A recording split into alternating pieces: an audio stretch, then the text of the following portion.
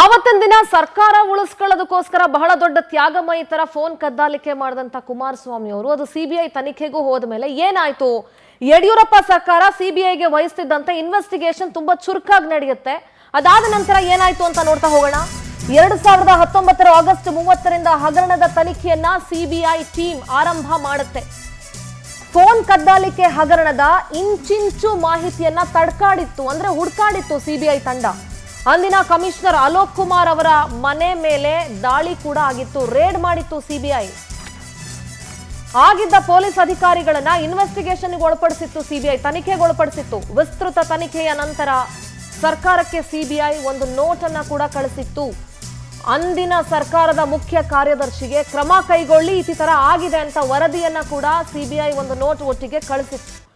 ಅಷ್ಟಕ್ಕೂ ಸಿಬಿಐ ಕಳಿಸಿದಂತಹ ನೋಟಲ್ಲಿ ಏನೆಲ್ಲ ಅಂಶಗಳಿತ್ತು, ಹಾಗಾದ್ರೆ ಏನು ಪಾಯಿಂಟ್ಸ್ಗಳಿದ್ವು, ಯಾವೆಲ್ಲ ವಿವರಗಳನ್ನ ನೋಟ್ನಲ್ಲಿ ಉಲ್ಲೇಖ ಮಾಡಲಾಗಿತ್ತು? ಸಿಬಿಐ ನೋಟ್ನಲ್ಲಿತ್ತು ಫೋನ್ ಕದ್ದಾಲಿಕೆಯ ರೋಚಕ ಡೀಟೇಲ್ಸ್. ಬಹಳ ಇಂಟ್ರೆಸ್ಟಿಂಗ್ ಆಗಿದೆ ಅಲ್ವಾ? ಇವಾಗ ತಾನು ಮಾಡಿದ್ದ ತನಿಖೆಯ ವಿವರಗಳು ಏನೇನಿತ್ತಲ್ಲ ಅದೆಲ್ಲವನ್ನ ಆ ನೋಟ್ನಲ್ಲಿ ಸಿಬಿಐ ದಾಖಲಿಸಿತ್ತು. HD ಕುಮಾರಸ್ವಾಮಿ ಅವರ ಅಕ್ರಮ ಫೋನ್ ಕದ್ದಾಲಿಕೆಯ ಬಗ್ಗೆ ಸ್ಫೋಟಕ ಮಾಹಿತಿಯನ್ನ ವರದಿ ನೀಡಿತ್ತು. ಸಿಎಂ ಆಗಿದ್ದ HD ಕುಮಾರಸ್ವಾಮಿ ಅವರು ಕಾನೂನು ಬಾಹಿರ ಚಟುವಟಿಕೆಗಳನ್ನ ಮಾಡಿದ್ರಲ್ಲ, ಅದ್ರ ಬಗ್ಗೆ ಇರುವಂತಹ ಎಲ್ಲಾ ಡೀಟೇಲ್ಸ್ ಗಳನ್ನ ಸಿಬಿಐ ಆ ನೋಟ್ನಲ್ಲಿ ಮೆನ್ಷನ್ ಮಾಡಿತ್ತು. ನಿಮ್ಮ ಪವರ್ ಟಿವಿಗೆ ಸಿಕ್ಕಿದೆ ಸಿಬಿಐ ವರದಿಯ ಅಧಿಕೃತ ಪ್ರತಿ. ಇದ್ಯಾವುದೋ ಜೆರಾಕ್ಸ್ ಅಂಗಡಿಲಿ ತಗೊಂಡ್ಬಂದಿರೋದಲ್ಲ, ಅಧಿಕೃತ ಪ್ರತಿ. ಅಂದಿನ ಸರ್ಕಾರದ ಮುಖ್ಯ ಕಾರ್ಯದರ್ಶಿಗೆ ಸಿಬಿಐ ಏನು ನೋಟ್ ಕಳಿಸಿತ್ತು ಅದು ಪವರ್ ಟಿವಿಗೆ ಸಿಕ್ಕಿದೆ. ಅಫ್ಕೋರ್ಸ್ ಬಹುತೇಕ ಸ್ಟೋರಿಗಳಲ್ಲಿ ಯಾವ ಚಾನೆಲ್ಗಳು ಸಿಗದಂತ, ಯಾವ ಚಾನೆಲ್ಗಳು ಕಾರ್ಯಾಚರಣೆ ನಡೆಸದಂತ ಸ್ಟೋರಿಗಳನ್ನ ಪವರ್ ಟಿವಿ ಮಾಡಿದೆ.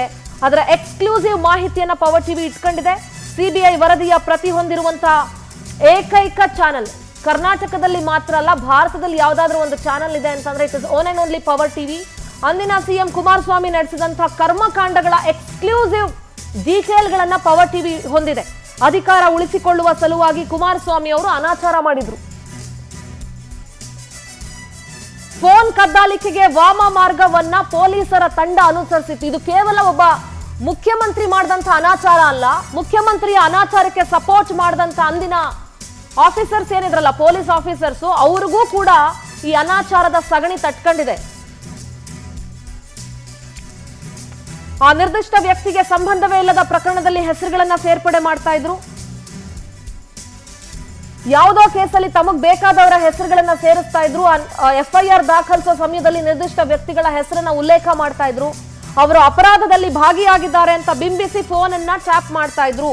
FIR ನಲ್ಲಿ ಹೆಸರಿರೋ ಹಿನ್ನೆಲೆ ಆ ವ್ಯಕ್ತಿಯ ಫೋನ್ ಕದ್ದಾಲಿಕೆ ಕೆಲಸ ಆಗ್ತಾ ಇತ್ತು. ಸುಳ್ಳು FIR ಮೂಲಕ ತಮಗೆ ಬೇಕಾದ ವ್ಯಕ್ತಿಗಳ ಫೋನ್ ಕಾಲ್ಸ್ ಗಳನ್ನ ಇವರು ಟ್ಯಾಪ್ ಮಾಡ್ತಾ ಇದ್ರು. ಆ ಮೂಲಕ ಅವ್ರು ಏನ್ ಮಾತಾಡ್ತಿದ್ದಾರೆ ಅಂತ ಕದ್ದು ಕೇಳಿಸ್ಕೊಳ್ಳೋ ಥರ್ಡ್ ರೇಟೆಡ್ ಕೆಲಸಕ್ಕೆ ಕುಮಾರಸ್ವಾಮಿ ಅವರು, ಇದೇ ಕುಮಾರಸ್ವಾಮಿ ಅವರು ಇಳಿದಿದ್ರು. ಕೆಲವರ ಹೆಸರನ್ನ ಭಯೋತ್ಪಾದನೆ ಕೇಸ್ನಲ್ಲಿ ಸೇರಿಸಿ ಫೋನ್ ಕದ್ದಾಲಿಕೆ ಮಾಡಿದ್ರು. ನನ್ನ ಲೆಕ್ಕದಲ್ಲಿ ಇಡೀ ಕಾನೂನನ್ನ ಎತ್ತಿ ಹಿಡಿಬೇಕಾದಂತ ಸ್ಥಾನದಲ್ಲಿ ಕೂತಂತ ಒಬ್ಬ ಮುಖ್ಯಮಂತ್ರಿ ಅಂತ ಕೆಲಸ ಮಾಡಿದ್ರೆ ಅದಕ್ಕಿಂತ ದೊಡ್ಡ ಭಯೋತ್ಪಾದನೆ ಕೆಲಸ ಇನ್ನೊಂದಿಲ್ಲ ಅಂತ ಅನ್ಸುತ್ತೆ. ಮತ್ತೆ ಕೆಲವರ ಹೆಸರನ್ನ ಕಳ್ಳ ಸಾಗಾಣಿಕೆದಾರರ ಹೆಸರಲ್ಲಿ ಸೇರಿಸಿ ಕದ್ದಾಲಿಕೆ ಮಾಡಿದ್ರು. ಅವ್ರ ಹೆಸರನ್ನ ಮರೆಮಾಚಿ ಸಂದೇಹಾಸ್ಪದ ವ್ಯಕ್ತಿ ಅಂತ ಉಲ್ಲೇಖ ಮಾಡಿದ್ರು. ಅದೇ ಆಧಾರದ ಮೇಲೆ ಅವರ ಮೊಬೈಲ್ ನಂಬರ್ಗಳಿಂದ ಕದ್ದಾಲಿಕೆ ಮಾಡಿದ್ರು. ಇದೇ ಟ್ರಿಕ್ ಅನ್ನ ಬಳಸಿ ನೂರಾರು ವ್ಯಕ್ತಿಗಳ ಫೋನ್ ಕಾಲ್ಗಳನ್ನ ಕದ್ದು ಕೇಳಿಸ್ಕೊಳ್ಳುವಂತ ಚಟಕ್ಕೆ ಕುಮಾರಸ್ವಾಮಿ ಅವರು ಇಳಿದಿದ್ರು.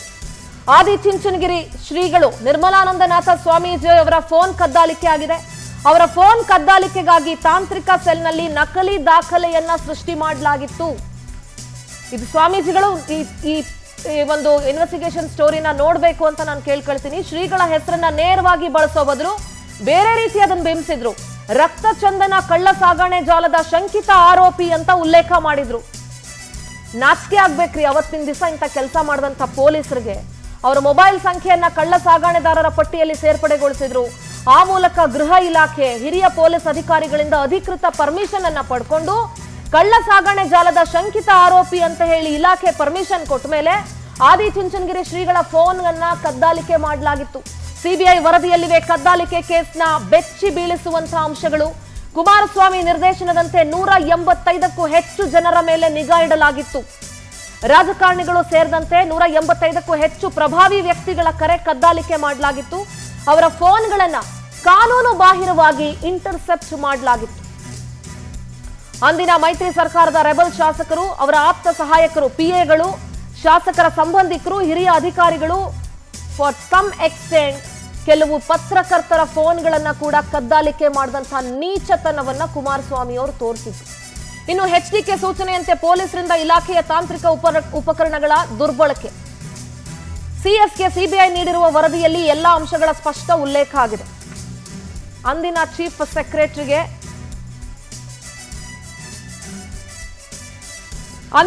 ಸೆಕ್ರೆಟರಿಗೆ ಕೊಟ್ಟಂತ ವರದಿಯಲ್ಲಿ ಎಲ್ಲವೂ ಕೂಡ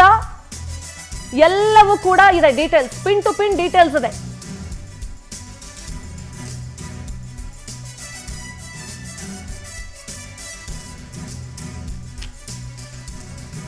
ಮತ್ತೊಮ್ಮೆ ಹೇಳ್ತೀನಿ, ಸಿಬಿಐ ವರದಿಯಲ್ಲಿ ಬೆಚ್ಚಿ ಬೀಳಿಸುವಂತಹ ಅಂಶಗಳು ಉಲ್ಲೇಖ ಆಗಿದೆ. ಕುಮಾರಸ್ವಾಮಿ ನಿರ್ದೇಶನದಂತೆ 185ಕ್ಕೂ ಹೆಚ್ಚು ಪ್ರಭಾವಿ ವ್ಯಕ್ತಿಗಳ ಫೋನ್ ಕದ್ದಾಲಿಕೆ ಮಾಡಲಾಗಿತ್ತು. ಇವರ ಫೋನ್ಗಳನ್ನ ಕಾನೂನು ಬಾಹಿರವಾಗಿ ಇಂಟರ್ಸೆಪ್ಟ್ ಮಾಡಲಾಗಿತ್ತು. ಅಲ್ಲ ರೀ, ಒಂದು ಮನೆಯಲ್ಲೇ ಒಬ್ರು ಫೋನ್ ಒಬ್ರು ಮುಟ್ಬೇಕಂದ್ರೆ ಪರ್ಮಿಷನ್ ತಗೊಂಡು ಮುಟ್ತೀವಿ. ಅಷ್ಟು ಒಂದು ಬೇಸಿಕ್ ಕಾಮನ್ ಸೆನ್ಸು ಸಾರ್ವಜನಿಕರಿಗಿದೆ. ಒಬ್ರಿಗೆ ಮೆಸೇಜ್ ಬಂದ್ರೆ ಇನ್ನೊಬ್ರು ಓದಕ್ ಹೋಗಲ್ಲ, ಒಬ್ರು ಕಾಲ್ ಬಂದ್ರೆ ಇನ್ನೊಬ್ರು ರಿಸೀವ್ ಮಾಡಕ್ ಹೋಗಲ್ಲ. ಅಷ್ಟು ನಾಗರಿಕತೆ ಇರುವಂತ ಸಮಾಜದಲ್ಲಿ ನಾವು ಬದುಕ್ತಿದೀವಿ ಅಂತ ನಮ್ಗೆ ಅನ್ನಿಸ್ತಾ ಇದೆಯಪ್ಪ. ಆದ್ರೆ ಒಬ್ಬ ಮುಖ್ಯಮಂತ್ರಿ ಸ್ಥಾನದಲ್ಲಿ ಕುತ್ಕೊಂಡವರು ಸರ್ಕಾರ ಉಳಿಸ್ಕೊಂಡು ಏನ್ ಘನಕಾರ್ಯ ಮಾಡಕ್ಕೆ ನೀವು ಏನ್ ರಾಜ್ಯನ ಏನ್ ಉದ್ಧಾರ ಮಾಡಾಕಿದ್ರಿ? ನೀವು ಏನ್ ಉದ್ಧಾರ ಮಾಡಾಕಿದ್ರಿ ಹೇಳಿ? ಒಬ್ಬ ಮುಖ್ಯಮಂತ್ರಿ ಸ್ಥಾನದಲ್ಲಿ ಕೂತವರು ಅಷ್ಟು ಜನ ಪ್ರಭಾವಿ ವ್ಯಕ್ತಿಗಳ, ಸ್ವಾಮೀಜಿಗಳ ಫೋನ್ಗಳನ್ನ ಕದ್ದಾಲಿಕೆ ಮಾಡುವಂತ, ಕಳ್ಳಗಿವಿ ಇಟ್ಟು ಕೇಳಿಸ್ಕೊಳ್ಳುವಂತ ಥರ್ಡ್ ರೇಟೆಡ್ ಕೆಲಸಕ್ಕೆ ಇಳಿತೀರಿ ಅಂತಂದ್ರೆ ಎಂತ ಚೀಪ್ ಪಾಲಿಟಿಕ್ಸ್ ಇಂದ ನೀವು ಇಲ್ಲಿವರೆಗೂ ಬಂದಿರಬಹುದು ಅಂತ ಅನ್ಸುತ್ತೆ ಕುಮಾರಸ್ವಾಮಿ ಅವರೇ. ಅಗೇನ್ ಮತ್ತೊಮ್ಮೆ ಹೇಳ್ತಾ, ನನಗೆ ಗೊತ್ತಿದೆ ಕೆಲವು ಕಡೆ ಕೇಬಲ್ ಕಟ್ ಮಾಡಿರ್ತೀರಿ, ಇನ್ನೇನೋ ಮಾಡಿರ್ತೀರಿ, ಬಟ್ ಪ್ಲೀಸ್ ಡೋಂಟ್ ವರಿ. ನಮ್ಮ ಸೋಷಿಯಲ್ ಮೀಡಿಯಾದಲ್ಲೂ, ಫೇಸ್ಬುಕ್ಕಲ್ಲೂ, ಇನ್ಸ್ಟಾಗ್ರಾಮಲ್ಲೂ, ಯೂಟ್ಯೂಬಲ್ಲೂ ಎಲ್ಲ ಕಡೆ ಲೈವ್ ಇದೆ. ಸೊ ಎಲ್ಲರೂ ಕೂಡ ಈ ಸ್ಟೋರಿಯನ್ನ ನೋಡಿ ಏನು ಘನಕಾರ್ಯ ಮಾಡಿದ್ರು ಇವರು ಅಂತ ತಿಳ್ಕೊಳ್ಬಹುದು, ಮತ್ತು ಇವರ ಚೀಪ್ ಪಾಲಿಟಿಕ್ಸ್ ಎಷ್ಟರ ಮಟ್ಟಿಗಿದೆ ಅನ್ನೋದನ್ನ ತಿಳ್ಕೊಳ್ಬಹುದು. ಎಸ್ ಸರ್,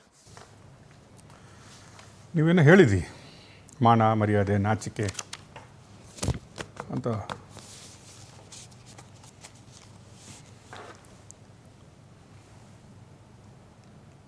ನನಗೆ ಸರ್ಪ್ರೈಸ್, ಅದು ಇರುತ್ತಾ ಬಿಡುತ್ತೋ ಗೊತ್ತಿಲ್ಲ, ಅಟ್ಲೀಸ್ಟ್ ಅದರ ಅರ್ಥ ಆದರೂ ಗೊತ್ತಿದೆನಾ ಅಂತ ಕೇಳಬೇಕು ಅಂತ ಅನಿಸ್ತಾ ಇದೆ ನನಗೆ. ಒಂದು ಪ್ರಾಕ್ಟಿಕಲಿ ಮಾತಾಡ್ತಾರೆ, ನೀವು ಇನ್ನೊಬ್ಬರಿಗೆ ಒಂದು ಬೆರಳು ತೋರಿಸಿದರೆ ಉಳಿದ 4 ಬೆರಳುಗಳು ನಮ್ಮನ್ನು ಹಿಂದುಮುಖ ತೋರಿಸ್ತಾ ಇರುತ್ತೆ ಅಂತ. ಫಸ್ಟ್ ನಿನ್ನನ್ನು ನೀನು ಅರ್ಥಕೋ, ಫಸ್ಟ್ ನೀನೇನಂತ ನೀನು ವೆರಿಫೈ ಮಾಡ್ಕೋ, ಅದ್ರ ಮೇಲೆ ಇನ್ನೊಬ್ಬರ ಬಗ್ಗೆ ಮಾತಾಡು ಅಂತ. ಕುಮಾರಸ್ವಾಮಿ ಅವರ ಬಗ್ಗೆ ಅವರು ಫಸ್ಟ್ ಸಲ CM ಆದಾಗ ನಾನು ಕೂಡ ಅವರ ಬಿಗ್ ಫ್ಯಾನ್ ಆಗಿದ್ದೆ. ಕಳೆದ ಎಲೆಕ್ಷನಲ್ಲಿ ಅವರು ಫೈಟ್ ಮಾಡುವಾಗಲೂ ಕೂಡ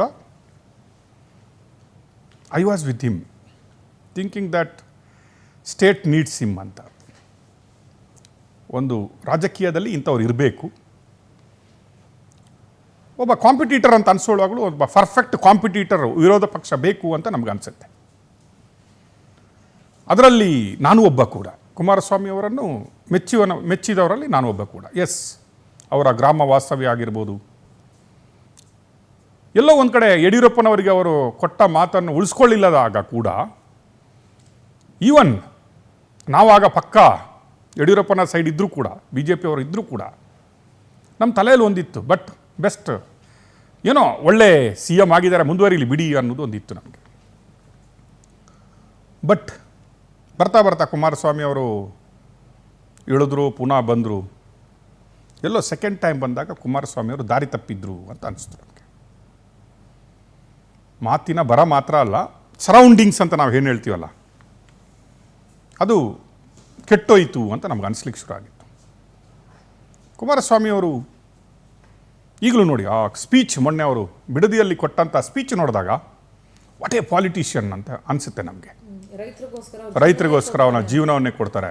ಮಗ ಹೇಳ್ತಾರೆ ನಾನು ಫ್ರೀಯಾಗಿ ಎಲ್ಲ ಕೊಟ್ಬಿಡ್ತೀನಿ ಅಂತ ಹೇಳ್ತಾರೆ. ನೆಕ್ಸ್ಟ್ ಡೇ ತಂದೆ ಬಂದು ಇಲ್ಲ 4 ಎಕರೆ ಮಾತ್ರ ಹೇಳಿದ್ದು ಅಂತ ಹೇಳ್ತಾರೆ. ಉಳಿದಿದ್ದಲ್ಲ 4 ಎಕರೆ ಮಾತ್ರ ಹೇಳಿದ್ದು, ನನ್ನ ಮಗ ಎಕ್ಸೈಟ್ಮೆಂಟ್ ಆಗಿಬಿಟ್ಟು ಹೇಳ್ಬಿಟ್ಟ ಅಂತ ಹೇಳಿದ್ರು. ಓಕೆ, ನಿಮ್ಮ 4 ಎಕರೆನೂ ಬಿಡದಿಯ ಜನ ನೀವೇ ಹೇಳ್ದಂಗೆ ರೈತರಿಗೆಲ್ಲಾದರೆ ನಿಮ್ಮ 4 ಎಕರೆನೂ ಬೇಕಾಗಿಲ್ಲ ಅಂತ ಅನಿಸುತ್ತೆ. ರೈಟ್, ನೀವು ಮೈಸೂರಿಂದ ಬಂದಿದ್ರಿ, ಕಷ್ಟಪಟ್ಟರಿ, ಇಲ್ಲೆಲ್ಲ ಬಂದ್ರಿ. ನಾನು ಹೇಳಿದಲ್ಲ, ನಿಮ್ಮ $1 ಬಿಲಿಯನ್ ರಾಜ್ಯದ ಜನತೆಗೆ ದಾರೆ ಎರೆದ್ರಿ. ಬಟ್ ನೀವು ಉಳಿದಿದ್ದು ಏನೇನು ದಾರೆ ಎರೆದಿದ್ರಿ ಅಂತಲೂ ಸ್ವಲ್ಪ ಗೊತ್ತಾಗಬೇಕಲ್ಲ. ನೀವು ಪ್ಲಸ್ಸನ್ನು ನೀವು ಹೇಳ್ತಾ ಹೋಗ್ತೀರಿ, ಮೈನಸ್ ಅಂತೂ ಸ್ವಲ್ಪ ಆದರೂ ನಾವು ಎತ್ತಿ ತೋರಿಸಿದ್ರೆ ನೀವು ಅದನ್ನು ಮುಂದೆ ಬರುವಾಗ ಸರಿ ಮಾಡ್ಕೊಬೋದು ಅಂತ ಎನಿಸ್ತಾ ಇದ್ದೀನಿ. ಟೆಲಿಫೋನ್ ಟ್ರ್ಯಾಪಿಂಗ್ ಕುಮಾರಸ್ವಾಮಿ ಅವರು ಮಾಡಿದ್ರಾ? ಈ ಟೆಲಿಫೋನ್ ಟ್ರ್ಯಾಪಿಂಗ್ ಅಂದರೆ ಏನು, ಯಾಕೆ ಮಾಡಬಾರ್ದು, ಯಾವಾಗ ಯಾರು ಮಾಡ್ಬೋದು ಅನ್ನೋದಕ್ಕೆ ಒಂದು ರೂಲ್ಸ್ ಇದೆ. ಅದಕ್ಕೆ ಸುಪ್ರೀಂ ಕೋರ್ಟಿನಿಂದ ಹಿಡಿದು ಜಡ್ಜ್ಮೆಂಟ್ಗಳು ಇದ್ದಾವೆ, ಹಲವು ಜಡ್ಜ್ಮೆಂಟ್ಗಳು ಇದ್ದಾವೆ ಇದರ ಬಗ್ಗೆ. ಇಂತಹ ಟೆಲಿಫೋನ್ ಟ್ರ್ಯಾಪಿಂಗ್ ಮಾಡಿದವರು ಜೈಲು ವಾಸ ಅನುಭವಿಸುವವರು ಇದ್ದಾರೆ ಇನ್ನೂ ಕೂಡ. ಒಂದು ಪಕ್ಷದಲ್ಲಿ ಯಾರಾದರೂ ಒಬ್ಬನ ಕಾಲ್ ಡೀಟೇಲನ್ನು ತೆಗೆದ್ರೂ ಕೂಡ ಇಲ್ಲೀಗಲಿ ಅವನಿಗೆ ಇಷ್ಟು ವರ್ಷದ ಜೈಲು ಶಿಕ್ಷೆ ಅಂತ ಇದೆ. Forget about listening somebody. Telephone ಟ್ರ್ಯಾಪಿಂಗನ್ನು ಯಾರ್ಯಾರು ಮಾಡಬಹುದು ಅನ್ನೋದು. ಒಂದು, ಗೌರ್ಮೆಂಟ್ನಲ್ಲಿ ಅಥರೈಸ್ಡ್ ಮಾಡಿದಂಥ ಏಜೆಂಟ್ಗಳು with lot of permissions like income tax ಅವರು ಮಾಡ್ಬೋದು. ಅಂದರೆ ಅವರಿಗೆ ಹಲವು ಪರ್ಮಿಷನ್ಗಳ ನಂತರ ಯಾರ್ದೋ ಒಂದು ಮಾಹಿತಿ ಸಿಗುತ್ತೆ, ಅವನು ಇಂತಹ ಒಂದು ಏನೋ ಕಳ್ಳ ದುಡ್ಡು ಆ ರೀತಿಯ ಸಾಗಣೆ ಮಾಡ್ತಾನೆ ಏನಾದರೂ ಕಂದರೆ ಅದನ್ನು ಟ್ರ್ಯಾಪಿಂಗ್ ಮಾಡ್ತಾರೆ. ನೆಕ್ಸ್ಟ್, ಯಾವುದು ನಮ್ಮ ಭ್ರಷ್ಟಾಚಾರಗಳನ್ನು ಏನು ಟೆರರಿಸಮ್ ಇದೆಲ್ಲ, ಭಯೋತ್ಪಾದನೆಯನ್ನು ಸ್ಟಾಪ್ ಮಾಡಲಿಕ್ಕಾಗಿ ಆ ಸಿಸ್ಟಮ್ಗಾಗಿ ಭಯೋತ್ಪಾದಕರ ಲೀಸ್ಟ್ಗಳು, ಅದರಲ್ಲಿ ಇನ್ವಾಲ್ವ್ ಆದರ ಲೀಸ್ಟ್ಗಳನ್ನು ಏನಾದರೂ ಬಂದೆ ನ್ಯಾಷನಲ್ ಸೆಕ್ಯೂರಿಟಿ ಏಜೆನ್ಸಿ ಏನಿದೆ ಅಲ್ಲ, ಅವರು ಗೃಹ ಮಂತ್ರಾಲಯದ ಏನು ಪರ್ಮಿಷನ್ ತಗೊಂಡು ವಿತ್ ಲಾಟ್ ಆಫ್ ಪ್ರೊಸೀಜರ್ಸ್ ಮಾಡಬಹುದು.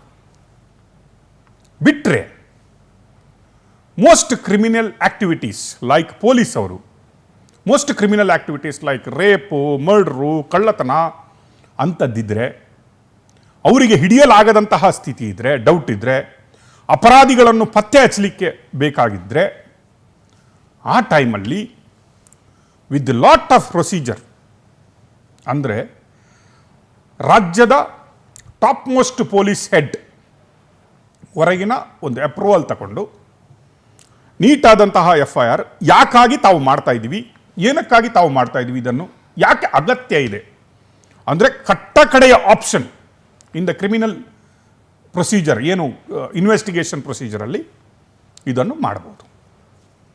ಮಾಡಬೇಕಾದ್ರೆ ಆ ಪ್ರೊಸೀಜರಲ್ಲಿ ಮಾಡ್ತಾಯಿದ್ರು.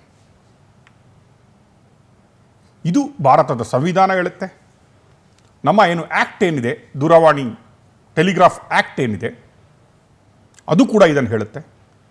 ಭಾರತದ ಸರ್ವೋಚ್ಚ ನ್ಯಾಯಾಲಯ ಏನಿದೆ, ಹಲವು ಜಡ್ಜ್ಮೆಂಟ್ಗಳಲ್ಲಿ ಇದನ್ನು ಕೊಟ್ಟಿದೆ. ಮಾತುಕತೆಗಳು ಮಾತಾಡೋದು ಒಬ್ಬನ ಇಂಡಿವಿಜುವಲ್ ರೈಟ್ಸ್, ಅದು ಪರ್ಸನಲ್ ರೈಟ್ಸ್. ಅವನ ಮೆಸೇಜ್ಗಳು ಅದು ಅವನ ಪರ್ಸನಲ್ ಸ್ವಾತಂತ್ರ್ಯ. ಅವನು ಮಾತಾಡುವ ಯಾವುದೇ ಗುಪ್ತತರದ ಮಾತುಗಳಿರಲಿ ಅವನ ಪರ್ಸನಲ್ ಸ್ವಾತಂತ್ರ್ಯ, ಅದು ಅವನ ಇಂಡಿವಿಜುವಲ್ ಹಕ್ಕು. ಅದು ದೇಶದ ಭದ್ರತೆಗೆ, ದೇಶದ ಆರ್ಥಿಕತೆಗೆ ಅಥವಾ ದೇಶದ ನೆಲದ ಕಾನೂನಿಗೆ ಧಕ್ಕೆ ಬಂದರೆ ಮಾತ್ರ, ಇನ್ ದ ವರ್ಸ್ಟ್ ಸಿನಾರಿಯೋ ಮಾತ್ರ ಅದನ್ನು ವಿತ್ ಅಪ್ರೂವಲ್ಸ್ ಮಾಡಬೇಕು ಅನ್ನೋದು ದೇಶದ ಕಾನೂನು ಹೇಳುತ್ತೆ. ನಾವು ಇವತ್ತಿನ ನಮ್ಮ ಸ್ಟೋರಿ 2021ರಲ್ಲಿ HD ಕುಮಾರಸ್ವಾಮಿಯವರು ಮೇಲೆ ಒಂದು FIR ಆಗುತ್ತೆ. HD ಕುಮಾರಸ್ವಾಮಿಯವರ ಮೇಲೆ ಅಲ್ಲ, ಒಂದು FIR ಆನ್ ಟೆಲಿಫೋನ್ ಟ್ರ್ಯಾಪಿಂಗ್ ಮೇಲೆ ಆಗುತ್ತೆ. ಕರ್ನಾಟಕದಲ್ಲಿ ಕೇಳು ಬಂದ ಒಂದು ಏನು ಆರೋಪ ಇದೆ ಅದರ ಮೇಲೆ ಆಗುತ್ತೆ. CBIಗೆ ಹೋಗುತ್ತೆ. ಯಾರು ಮಾಡ್ತಾರೆ ಅದನ್ನು? ಯಡಿಯೂರಪ್ಪನವರು. ಈಗ ಚಡ್ಡಿ ದೋಸ್ತುಗಳವರು, ಎರಡೂ ಪಕ್ಷಗಳು ಚಡ್ಡಿ ದೋಸ್ತ್. ಇವರು ಜನತಾದಳದ ಆಫೀಸ್ಗೆ ಹೋಗ್ತಾರೆ, ಅವರು ಇಲ್ಲಿ ಬರ್ತಾರೆ. ದೇಶದ್ರೋಹಿಯಾಗಿದ್ದವರು ಇವತ್ತು ದೇಶ ಭಕ್ತನಾಗಿದ್ದಾರೆ. ದೇಶ ಬಿಟ್ಟೋಗ್ಬೇಕಂತ ಹೇಳ್ತಾ ಇದ್ದಂತಹ ಪ್ರಧಾನಮಂತ್ರಿಗಳು ಇವತ್ತು ವಿಶ್ವಗುರುಗಳಾಗಿದ್ದಾರೆ. ಕುಮಾರಸ್ವಾಮಿ ಅವರನ್ನು ನೀವು ನೋಡಿದರೆ ಅವರು ಯಾವ ರೀತಿಯಾಗಿ ಮೋದಿ ಅಮಿತ್ ಶಾ ಎದುರುಗಡೆ ಕೂತ್ಕೊಬೇಕು, ಎದ್ದೇಳಬೇಕು, ನಡಿಬೇಕು ಅನ್ನೋದನ್ನು ಪ್ರಾಕ್ಟೀಸ್ ಮಾಡಿದ್ದಾರೆ. ಅದೇ ಕುಮಾರಸ್ವಾಮಿ ಅವರು, ದೇವೇಗೌಡರ ಫ್ಯಾಮಿಲಿಯವರು ಯಾವ ರೀತಿಯಾಗಿ ಅವರ ಆವ ಭಾವ ಕೂತ್ಕೊಂಡಿದ್ದು ಎದ್ಕೊಂಡಿದ್ದು ಎಲ್ಲ ಮಾತಾಡಿದ್ದಾರೆ ಅಂತ ನಮಗೆ ಗೊತ್ತಿದೆ. ಇದಕ್ಕೆ ಹೇಳೋದು ಕಾಂಪ್ರಮೈಸ್ ಪಾಲಿಟಿಕ್ಸ್ ಅಂತ. ಏನೋ ನುಂಗಲಾರದ ತುಪ್ಪ ಕುಮಾರಸ್ವಾಮಿಯವರು BJP ಬಳಗಕ್ಕೆ ಆದರೆ ಕರ್ನಾಟಕದಲ್ಲಿ, ದೆಹಲಿಯಲ್ಲಿ ಅವರು ಮೋತಿಚೂರ್ಗೆ ಲಡ್ಡು ಆಗಿದ್ದಾರೆ. V appreciate. ಪಾಲಿಟಿಕ್ಸ್ಗೆ ಇದೆಲ್ಲ ಬೇಕಾಗತ್ತೆ. ಇನ್ನೂ ಜನ್ಜಿಗಳು ಎದ್ದೇಳಿಲ್ಲ. ಮೊನ್ನೆ ಯಾರೋ ಬಿಡದಿಯಲ್ಲಿ ಹೇಳ್ತಾ ಇದ್ರು, ಜನ್ಜಿಗಳೇ ಬನ್ನಿ ಬನ್ನಿ ಅಂತ. I want to see this. ಜನ್ಜಿಗಳು ಕೂಡ ಇಂಥದ್ದು ನ್ಯೂಸ್ಗಳನ್ನು ನೋಡಬೇಕು. ದಿನಾ ಪಾಲಿಟಿಕ್ಸ್ ತೂತು ಮೈ ನೋಡೋದಕ್ಕಿಂತ ಸ್ವಲ್ಪ ನಾಲೆಜ್ ಡೆವಲಪ್ ಆಗುತ್ತೆ, ನಮ್ಮ ದೇಶ ಎಲ್ಲಿಗೆ ಹೋಗುತ್ತೆ ಅನ್ನೋದನ್ನು ಸ್ವಲ್ಪ ನೋಡಬೇಕು ಅಂತ ಅನಿಸುತ್ತೆ ನನಗೆ. ಕುಮಾರಸ್ವಾಮಿಯವರು ಕಾನೂನನ್ನು ಪಾಲನೆ ಮಾಡೋದ್ರಲ್ಲಿ, ದೇಶದಲ್ಲಿ ಯಾರಾದರೂ ಭಾರತ ರತ್ನ ಕೊಡಬೇಕಂತ ಡಿಸೈಡ್ ಮಾಡಿಬಿಟ್ರೆ ಅದು ಕುಮಾರಸ್ವಾಮಿಗೆ ಮತ್ತು ದೇವೇಗೌಡರ ಫ್ಯಾಮಿಲಿಗೆ ಹೋಗಬೇಕು. ಕಾನೂನಿನ ಪಕ್ಕಾ ಪರಿಪಾಲಕರವರು, ಕಾನೂನಿಗೆ ಏನಾದರೂ ಶಿರಸಾವಹಿಸಿ ದಿನ ಎದ್ದುಬಿಟ್ಟು ನಮಸ್ತೆ ಮಾಡಿಬಿಟ್ಟು ಎದ್ದೇಳೋದಂದರೆ ಅವರು ಮಾತ್ರ. ಮಲಗುವ ಮೊದಲು ಕೂಡ ದೇಶದ ಕಾನೂನಿಗೆ ವಂದಿಸ್ಬಿಟ್ಟು ಪೂಜೆ ಮಾಡಿಬಿಟ್ಟು ಮಲಗೋದು. ಅವರು ಮಾತಾಡೋದೇ ಕಾನೂನು. But one thing is very sure, ಕುಮಾರಸ್ವಾಮಿಯವರ ಇಂಟೆಲಿಜೆನ್ಸ್ ನೆಟ್ವರ್ಕ್ ಇದೆಯಲ್ಲ, ವಿ ಶುಡ್ ಅಪ್ರಿಷಿಯೇಟ್. ಅವ್ರು ಯಾವಾಗಲೂ ಹೇಳ್ತಾರೆ ನ್ಯೂಸಲ್ಲಿ ನೋಡಿ, ನನಗೆ ಮಾಹಿತಿ ಬಂದಿದೆ, ಇದು ಹಿಂಗೆ. ಅವರಿಗೆ ಮಾಹಿತಿ ಬಂದಿರುತ್ತೆ. ನನಗೆ ಗೊತ್ತಿದೆ ಎಲ್ಲಿ ಯಾವ ಡಾಕ್ಯುಮೆಂಟ್ ಆಗುತ್ತೆ ಅನ್ನೋದು, ಅವ್ರಿಗೆ ಗೊತ್ತಿದೆ. ನನಗೆ ಕುಮಾರಸ್ವಾಮಿ ಅವರಂತ ಹೇಳಿದ್ರೆ ಏನಾದರೂ ಪ್ರೆಸ್ ಕಾನ್ಫರೆನ್ಸಲ್ಲಿ ನನಗೆ ಡೌಟೇ ಇರಲ್ಲ, ಕುಮಾರಸ್ವಾಮಿ ಅವರಿಗೆ ಗೊತ್ತಿದೆ ಅಂತ. ಇದನ್ನು ಒಮ್ಮೆ ಶ್ರೀಯುತ ರೇವಣ್ಣನವರು ಕೂಡ ಯಡಿಯೂರಪ್ಪನವರು ಚೀಫ್ ಮಿನಿಸ್ಟರ್ ಇದ್ದಾಗ ವಿಧಾನಸಭೆಯಲ್ಲಿ ಹೇಳ್ತಾರೆ, ಅಲ್ಲಿ ನೀವು ಸೈನ್ ಹಾಕಿದಾಗ ಒಂದು ಜೆರಾಕ್ಸ್ ಕಾಪಿ ದೇವೇಗೌಡರ ನಮ್ಮ ಮನೆಗೆ ಮುಟ್ಟುತ್ತೆ ಅನ್ನೋದು. I remember that. ಆ ನಿಮ್ಮ ಇಂಟೆಲಿಜೆನ್ಸಿಗೆ ನನ್ನೊಂದು ನಮಸ್ಕಾರ. I don't doubt. ಕುಮಾರಣ್ಣ ಹೇಳಿದ್ದನ್ನು ನಾನು ಯಾವತ್ತೂ ತಪ್ಪು ಅಂತ ಹೇಳೇ ಇಲ್ಲ. ಕುಮಾರಣ್ಣನಿಗೆ ಬರುವ ಮಾಹಿತಿಗಳು ಯಾವಾಗಲೂ ರಾಂಗ್ ಆಗೋದೇ ಇಲ್ಲ. ಏನಕ್ಕೆ ಗೊತ್ತಾ, ಅವರು ಆವತ್ತು ಹೇಳಿದ್ದು ಇವತ್ತು ಹೇಳಿದ್ದು ಅವರೆಲ್ಲ ಕೇಳಿಸ್ಕೊಂಡೇ ಹೇಳಿರೋದು. ಅದಕ್ಕೆ ಅವರು ಡಿಪಾರ್ಟ್ಮೆಂಟನ್ನು ಇಟ್ಟಿದ್ರು ಕೇಳಿಸ್ಕೊಳ್ಳಿಕ್ಕೆ. ನೋಡಿದ್ದು ತಪ್ಪಾಗಬಹುದು, ಕೇಳಿಸ್ಕೊಂಡಿದ್ದಾಗಿರ್ಬೋದೇ ಕುಮಾರಣ್ಣವರೇ. ಯಾವ ರೀತಿ ಕೇಳಿಸ್ಕೊಂಡ್ರಿ? ಮಾನ ಮರ್ಯಾದೆ ಬಿಟ್ಬಿಟ್ಟು, ಲಾಗಳನ್ನು ಗಾಳಿಗೆ ತೂರ್ಬಿಟ್ಟು, ನಿಮ್ಮ ಅಧಿಕಾರದ ದಾಹಕ್ಕೆ ಭಾರತದ ಕಾನೂನನ್ನೇ ಅಡವಿಟ್ಬಿಟ್ರಿ. ನೆನಪಿದೆನಾ? ಕೇಳಿಸ್ಕೊಂಡ ಫೋನ್ ಯಾರು, ಕೇಳಿಸ್ಕೊಂಡವರು ಯಾರು ಅನ್ನೋದು. ಯಾವ ಯಾವ ವಾತ್ಸಲ್ಯ ನಿಮಗಿದೆ ಅಂತ ನಮ್ಗೆ ಗೊತ್ತಿದೆ. ನೀವು ಕೆಲವೊಮ್ಮೆ ವೈರಾಗ್ಯದ ಮಾತಾಡ್ತೀರಿ. I love it. Same way ನಿಮ್ಮ ಒಳಗಿನ ವೈರತ್ವ ಏನಂತ ನಮಗೆ ಗೊತ್ತಿದೆ. ವೈರಾಗ್ಯ ಬೇರೆ, ವೈರತ್ವ ಬೇರೆ. ಆ್ಯಂಡ್ ನಿಮ್ಮನ್ನು ನೋಡಿ ನಾವು ಸ್ವಲ್ಪ ಪ್ರಾಕ್ಟೀಸ್ ಮಾಡಿದ್ದೀವಿ. ನೀವು ನಮ್ಮ ಗುರುವಾಗಿದ್ದೀರಿ. ನೀವು ಹೇಳುವ ಇಂಟೆಲಿಜೆನ್ಸ್ ರಿಪೋರ್ಟ್ ಇದೆಯಲ್ಲ ಕುಮಾರಸ್ವಾಮಿ ಅವರೇ, ಫೋನ್ ಕದ್ದಾಳಿಕೆಯದ್ದು ಅನ್ನೋದಕ್ಕೆ ಇವತ್ತು ನಮ್ಮ ಕೈಯಲ್ಲಿ ಪ್ರೂಫ್ ಇದೆ. ನೀವು ಆವತ್ತು ಪ್ರೆಸ್ ಕಾನ್ಫರೆನ್ಸ್ಗಳಲ್ಲಿ ಏನೇನು ಹೇಳ್ತಾ ಇದ್ದೀರಲ್ಲ, ಮಠಾಧೀಶರುಗಳ ಮುಂದೆ, IPS ಆಫೀಸರ್ಗಳ ಬಗ್ಗೆ, IASಗಳ ಬಗ್ಗೆ, ರಾಜಕಾರಣಿಗಳ ಬಗ್ಗೆ, ವಿರೋಧ ಪಕ್ಷದಗಳ ಬಗ್ಗೆ, ಸ್ವಂತ ಪಾರ್ಟಿಯವರ ಬಗ್ಗೆ ನನಗೆ ಗೊತ್ತಿದೆ. ಯಾರು ಯಾರ ಹತ್ರ ಏನು ಮಾತಾಡಿದ್ರು, ಯಾರು ಎಲ್ಲಿಗೆ ಹೋಗಿದ್ರು, ಯಾರ್ಯಾರು ಏನೇನು ಮಾಡಿದ್ರು, ಯಾರು ಎಷ್ಟು ಯಾರಿಗೆ ಕೊಟ್ಟರು ಅಂತ ಹೇಳಿದ್ದನ್ನು ನಾವು ಕೇಳಿಸ್ಕೊಂಡಿದ್ದೀವಿ. ಆದರೆ ನಾವು ಆವಾಗ ಎಣಿಸ್ಕೊಂಡಿದ್ದು, ಯಾಕಂದರೆ ನಿಮ್ಮ ಫ್ಯಾಮಿಲಿ ಅಂಥದ್ದೇ, ನಿಮಗೆ 6 ಸೆನ್ಸ್ಗಿಂತ ಎಬವ್ 1 ಸೆನ್ಸ್ ಇರಬೇಕು ಅನ್ನೋದು. ಅದು ನಾನ್ ಸೆನ್ಸ್ ಅಂತ ಗೊತ್ತಾಗಿದ್ದು ನನಗೆ ಇದು ನೋಡಿದ ಮೇಲೆ. ಆ ಸೆನ್ಸ್ ಇದೆ ಅಲ್ಲ, 7ನೇ ಸೆನ್ಸ್ ನಿಮಗಿಲ್ಲ, that is nonsense. But ನಿಮಗೆ ಬರ್ತಾ ಇರುವ ಇಂಟೆಲಿಜೆನ್ಸ್ ರಿಪೋರ್ಟ್ಗಳಿದ್ದಾವಲ್ಲ, ಅದು ನೀವು ಕೆಲವು ಪೊಲೀಸ್ ಆಫೀಸರ್ಗಳನ್ನು ಇಟ್ಕೊಂಡ್ಬಿಟ್ಟು ಹಲವರನ್ನು ನಿಮ್ಮ ಬಂಡಲ್ ಇದೆಯಲ್ಲ, ನಿಮ್ಮ ಬಂಡಲ್ ಅದರಲ್ಲಿ ಹಾಕೊಂಡ್ಬಿಟ್ಟು ಆ ಫೋನ್ ಟ್ರ್ಯಾಪಿಂಗ್ ಆದ ಕರೆಗಳನ್ನು ಪರ್ಸ್ನಲ್ ಫೋನಿಗೆ ಹಾಕ್ಸ್ಕೊಂಡ್ಬಿಟ್ಟು ಕೇಳಿಸ್ಕೊಂಡು ತತ್ವಜ್ಞಾನಿಗಳಂತೆ ನೀವು ಮಾತಾಡ್ತಾ ಇದ್ರಿ. ಭವಿಷ್ಯಗಳನ್ನು ಹೇಳ್ತಾ ಇದ್ರಿ ಕುಮಾರಸ್ವಾಮಿ ಅವರೇ. ಭವಿಷ್ಯದಲ್ಲಿ ಹಿಂಗಾಗುತ್ತೆ ಅಂತ ಹೇಳ್ತಾ ಇದ್ರಿ. ನಾವೆಲ್ಲ ಅಂದ್ಕೊಂಡ್ಬಿಟ್ಟಿದ್ವಿ ನೀವು ರಾಜಕೀಯದಲ್ಲಿ ಮುಸ್ಸಜ್ಜೆಗಳು ಮಾತ್ರ ಅಲ್ಲ, ನಿಮ್ಮಂತಹ ದೂರದೃಷ್ಟಿ ಇರುವ ರಾಜಕಾರಣಿಗಳೇ ಇಲ್ಲ ಅಂತ ಅಂದ್ಕೊಂಡ್ಬಿಟ್ಟಿದ್ದೆ ನಾನು. ಏನಪ್ಪ ಮನುಷ್ಯ ಅಂದರೆ ಹಿಂಗಿರ್ಬೇಕು, ಪಾಲಿಟಿಕ್ಸಲ್ಲಿ ನೆಕ್ಸ್ಟ್ ಹೆಜ್ಜೆ ಏನಂತ ಹೇಳ್ತಾರೆ ಅದು ಆಗ್ತಾ ಇತ್ತು ಅನ್ನೋ ಒಂದು ಹೆಮ್ಮೆ ಇತ್ತು ನನಗೆ. ಆ ಹೆಮ್ಮೆ ಬಿದ್ದೋಗಿದ್ದು ಯಾವಾಗ ಗೊತ್ತಾ?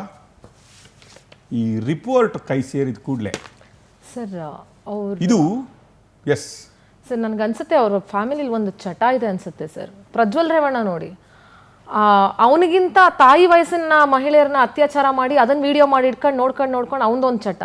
ಇವ್ರು ಮಾತಾಡಿದ್ನ ಕತ್ ಕೇಳಿಸ್ಕೊಂಡು ಮೊಬೈಲ್ಗೆ ಹಾಕ್ಸ್ಕೊಂಡು ಕೇಳಿಸ್ಕೊಂಡು ಮಾತಾಡೋ ಇವ್ರದೊಂದು ಚಟ ಅನ್ಸುತ್ತೆ. ಸಿ ಹಿಯರ್,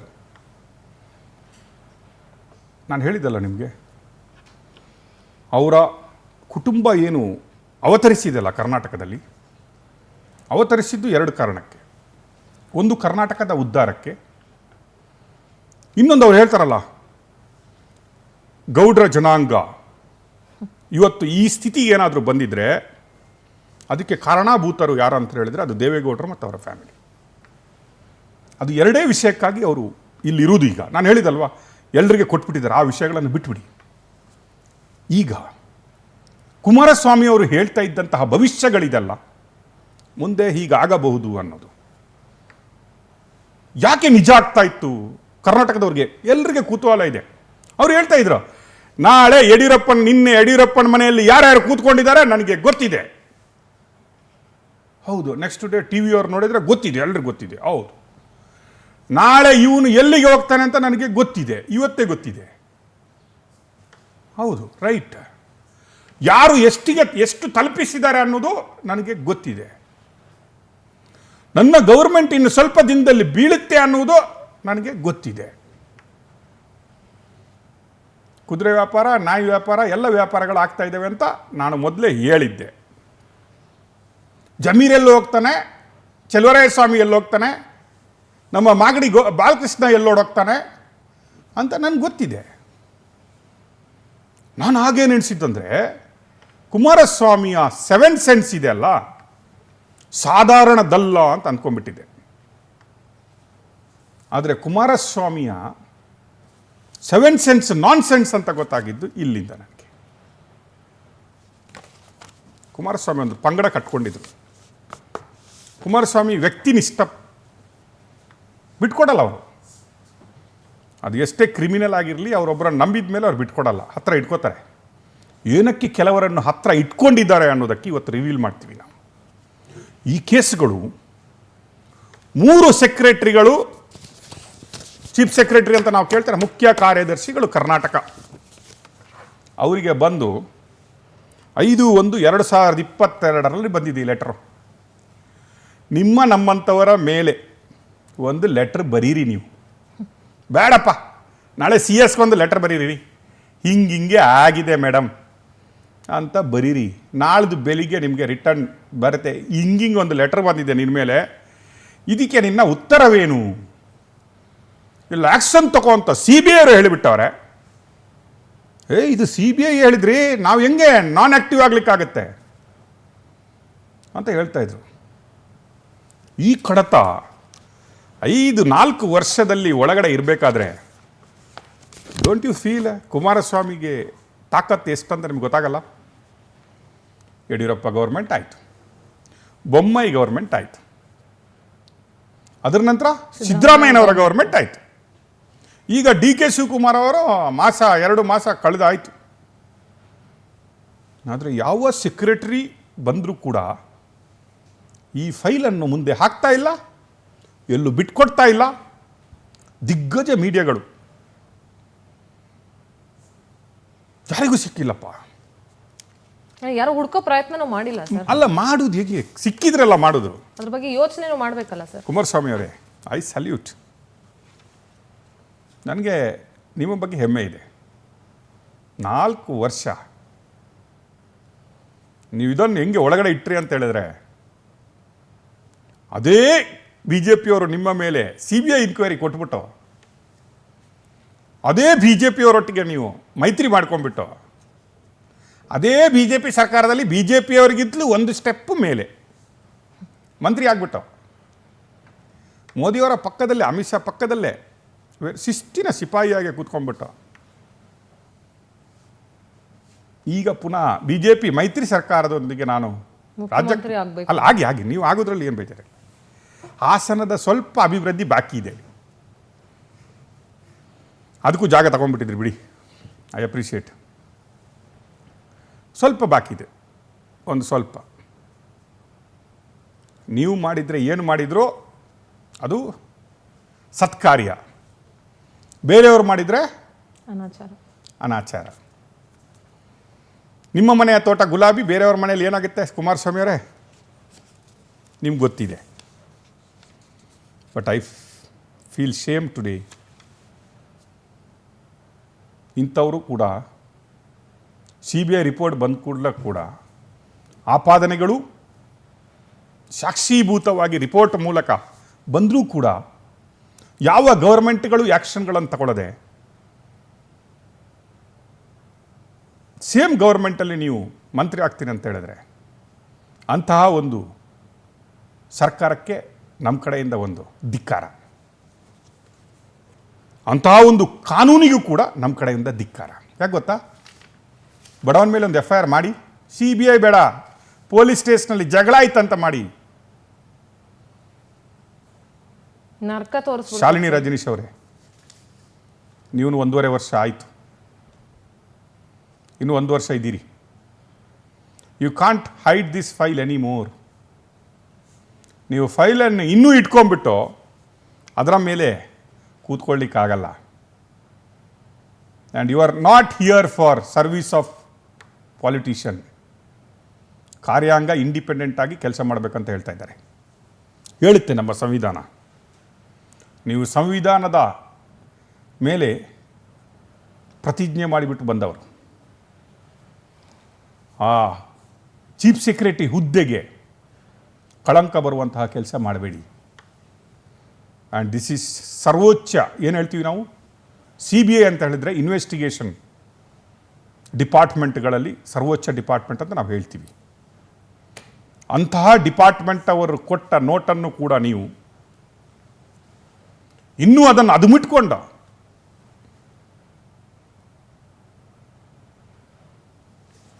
ಇಟ್ಕೊಂಡಿದ್ರಂದರೆ, ಒಂದು ಕುಮಾರಸ್ವಾಮಿ ಅವರು ಮಾಡುವ 2 ಸ್ಟ್ರಾಟಜಿ ನಿಮ್ಮಲ್ಲಿ ಅದು ಆಗಿದೆಯೋ ಗೊತ್ತಿಲ್ಲ. ಕುಮಾರಸ್ವಾಮಿ ಅವರು 2 ಸ್ಟ್ರಾಟಜಿ ಮಾಡ್ತಾರೆ.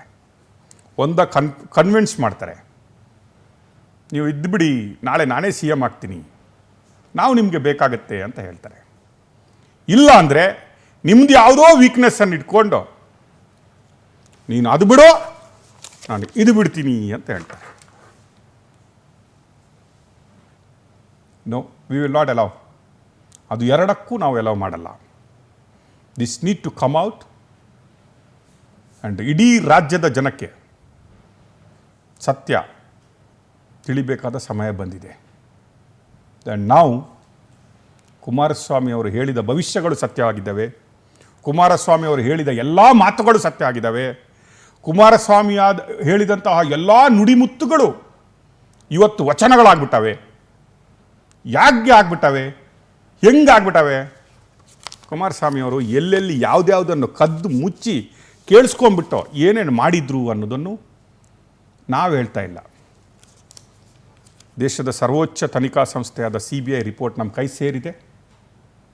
ಇನ್ ಡಿಟೈಲ್ ಯಾವ ರೀತಿಯಾಗಿ ಇವರು ವಿಷಯಗಳನ್ನು ಪೊಲೀಸ್ ಆಫೀಸರ್ಗಳಿಗೆ ಕೊಡ್ತಾಯಿದ್ರು, ಇವರ ಆದೇಶದ ಮೇಲೆಗೆ ಯಾವ ರೀತಿ ಪೊಲೀಸ್ ಆಫೀಸರ್ಗಳು ಫೇಕ್ FIRಗಳನ್ನು ದೇಶ ಭ್ರಷ್ಟರಂತಹ FIRಗಳಲ್ಲಿ, ನೀವು ಹೇಳಿದ್ರಲ್ಲ, ಯಾವುದೋ ಗಂಧ ಕಳ್ತನ, ಯಾವುದೋ ರೆಡ್ ಸ್ಯಾಂಡಲ್ನಲ್ಲಿ ಮಠಮಾನ್ಯರನ್ನು, ಯಾವುದೋ ದೇಶಭ್ರಷ್ಟ ಕೆಲಸದಲ್ಲಿ ರಾಜಕೀಯದವರನ್ನು, IPSಗಳನ್ನು IAS ಅನ್ನು ಹಾಕ್ಬಿಟ್ಟು ಟ್ರ್ಯಾಪ್ ಮಾಡಿದ್ರು ಅನ್ನೋದನ್ನು CBI ರಿಪೋರ್ಟ್ ಹೇಳ್ತಾ ಇದೆ. We will reveal the CBI report 5/1/2022 ನಮ್ಮ ಮುಖ್ಯ ಕಾರ್ಯದರ್ಶಿಯವರ ಕೈ ಸೇರುತ್ತೆ. ಇಲ್ಲಿಯವರೆಗೆ ಅದನ್ನು ಅದುಮಿಟ್ಕೊಂಡು ಗೆದ್ದಲು ಹಿಡಲಿಕ್ಕೆ ಇನ್ನೊಂದು ಸ್ವಲ್ಪ ದಿನ ಹೋದರೆ ಗೊತ್ತಲ್ಲ ನಿಮಗೆ ಹೆಂಗೆ ಬೆಂಕಿ ಹಾಕ್ತಾರೆ ಅಂತ. ಬೆಂಗಳೂರಿನ BBMPಗೆ ಹೆಂಗೆ ಬೆಂಕಿ ಬಿತ್ತು, ಕೆಲವು ಗೌರ್ಮೆಂಟ್ ಆಫೀಸ್ಗಳಿಗೆ ಹೆಂಗೆ ಬೆಂಕಿ ಬೀಳ್ತವೆ, ಇನ್ನೇನಾದರೂ ಗೊತ್ತಾಗ್ಬಿಟ್ರೆ ಬೆಂಕಿನೂ ಬೀಳ್ಬೋದು. ಅದಕ್ಕೆ ಒಂದು 2 ಕಾಪಿ ನಾವು ಸೇಫಾಗಿ ಇಟ್ಕೊಂಡ್ಬಿಟ್ಟಿದ್ದೀವಿ. ಬೆಂಕಿ ಹಾಕಿದ್ರು ಇದೊಂದು ಇರಲಿಯಪ್ಪ ನಮ್ಮ ಹತ್ರ ಅಂತ. ಈಗ CBI ರಿಪೋರ್ಟ್ ತೋರಿಸ್ತೀವಿ ನಿಮಗೆ. ಪುನಃ ಕುಮಾರಣ್ಣ ಬನ್ನಿ, ಒಮ್ಮೆ 1 to 1 ಸರ್ ಇದು ಇಷ್ಟು ಜನ ಚೀಫ್ ಸೆಕ್ರೆಟರಿಗಳು ಹಂಗೆ ಇಟ್ಟಿದ್ರು ಅಂದ್ರೆ ಎಲ್ಲ ಅಡ್ಜಸ್ಟ್ಮೆಂಟ್ ಆಗೋಯ್ತಲ್ಲ sir. Let us question that end of the story. ಜನಗಳಿಗೆ ಜಾಸ್ತಿ ಪೀಠಿಕೆ ಹಾಕೋದು ಬೇಡ. ಎರಡು ವಿಧಂತಹ ರಿಪೋರ್ಟ್ಗಳಿದ್ದಾವೆ. ಒಂದು ಒರಿಜಿನಲ್ CBI ರಿಪೋರ್ಟ್, ನಮ್ಮದು ಕನ್ನಡ ನಾಡು, ಕನ್ನಡ ನುಡಿ, ಕನ್ನಡ ಜಲ. ಅದಕ್ಕಾಗಿ ಈಗ ChatGPTಯಲ್ಲಿ ಹೋಗ್ಬಿಟ್ಟು ಅದನ್ನು ನಿಮಗೆ ಕನ್ನಡಕ್ಕೂ ಟ್ರಾನ್ಸ್ಲೇಟ್ ಮಾಡಿದ್ದೀವಿ. ಕೆಲವೊಮ್ಮೆ ಹಾಸನದಲ್ಲಿ ಅಲ್ಲಿ ಇಲ್ಲಿ ನಮ್ಮ ಊರುಗಳಲ್ಲೆಲ್ಲ ಕೆಲವರಿಗೆ ಕನ್ನಡ ಇಂಗ್ಲೀಷ್ ಅರ್ಥ ಆಗಲ್ಲ. ಅದಕ್ಕೆ ಸ್ವಲ್ಪ ChatGPT ಮೂಲಕ ಅದನ್ನು ಕನ್ನಡಕ್ಕೂ ಭಾಷಾಂತರ ಮಾಡಿ ಅದನ್ನು ತೋರಿಸ್ತೀವಿ. ಪುನಃ ಕರಿಬೇಡಿ. ನನಗೆ ಕೆಲವರು ಹೇಳಿದರು, ಏನು ಸರ್ ಪುನಃ ಸುರಚ್ಕೊಂಡ್ರ ಸರ್ ಅಂತ. ಪೇಪರ್ ಸಿಕ್ಕಿದೆ, ತೋರಿಸ್ತಾ ಇದ್ದೀವಿ. It is not target business. Okay, give and take policy ಅಲ್ಲ ಇದು. ಇದು ಪೇಪರ್ ಸಿಕ್ಕಿದೆ, ತೋರಿಸ್ತಾ ಇದೆ. ಯಾವ ಆಪಾದನೆಗಳೂ ಅಲ್ಲ ಇದು. ಇದು ರಿಯಾಲಿಟಿ. ಯಾವುದು ಅವರ ಮೇಲೆ ನಾವು ಹೊರಿಸುವಂತಹ ಏನು ಆಪಾದನೆಗಳು ಅಲ್ಲ. ಹಾಗಿರ್ಬೋದಾ, ಹೀಗಿರ್ಬೋದಾ, ಹಂಗಿತ್ತ ಹಿಂಗಿತ್ತ ಅಲ್ಲ. ಇಟ್ಸ್ ಎ ರಿಯಾಲಿಟಿ ಚೆಕ್ ಅಲ್ಲ, ಇದು ರಿಯಾಲಿಟಿ. ತೋರಿಸ್ತಾ ಇರೋದು ರಿಪೋರ್ಟ್. ಯಾರು ಬೇಕಾದರೂ ಅದನ್ನು ತೆಗೆದು CBIಗೆ ಹೋಗಿ ಕೇಳಿ ತಗೊಂಡು ಬರ್ಬೋದು, ನೋಡ್ಬೋದು. ನಾಳೆ ಬೇಕಾದರೆ ಶಾಲಿನಿ ರಜನೀಶ್ನವ್ರ ಆಫೀಸ್ಗೆ ಹೋಗಿ ಅದನ್ನು ಕೇಳಿ, ಅಲ್ಲಿದೆ ಮೇಡಮ್, ಹುಡುಕ್ಬೋದು. RTIಯಲ್ಲಿ ಕೊಡ್ತಾರ ಇಲ್ಲ ಗೊತ್ತಿಲ್ಲ. ಅದು ರಾಜಕಾರಣಿಗಳದ್ದು ಕೊಡಲ್ಲ. ಪಾಪದ ಒಂದಾದರೆ RTIಯಲ್ಲಿ ಬೇಡ, ನೀವು ಹಿಂಗೆ ಕೊಡಿದ್ರೆ. ಅವರೇ ಹೇಳಿಲ್ವ ರೇವಣ್ಣ ಅವರು ಜೆರಾಕ್ಸ್ ನಮ್ಮ ಮನೆಗೆ ಬರ್ತಾ ಇದ್ದಂತ. RTIಯಲ್ಲಿ ಕೇಳಿದ್ರ ರೇವಣ್ಣ ಅವರು? ನೋ, ಆ ಕೆಪಾಸಿಟಿ ಯಾರಿಗಿಲ್ಲ. ಇಟ್ ಈಸ್ ಓನ್ಲಿ ಆ ಕೆಪಾಸಿಟಿ ಇರುವುದು ಕುಮಾರಸ್ವಾಮಿ ಅವರಿಗೆ ಮಾತ್ರ, ಬೇರೆ ಯಾರಿಗಿಲ್ಲ. RTIಯಲ್ಲಿ ಹಾಕದೆ ಏನಾದರೂ ಪೇಪರ್ ಜೆರಾಕ್ಸ್ ಮನೆಗೆ ಹೋಗ್ಬೇಕಂದ್ರೆ ಅದು ಕುಮಾರಸ್ವಾಮಿ ಅವರಿಗೆ ಮಾತ್ರ ಸಾಧ್ಯ. ಓಕೆ, ಇದು RTIಯಲ್ಲೆಲ್ಲ ಸಿಗೋ ಪೇಪರ್ ಅಲ್ಲ. Just we will take it through CBI report.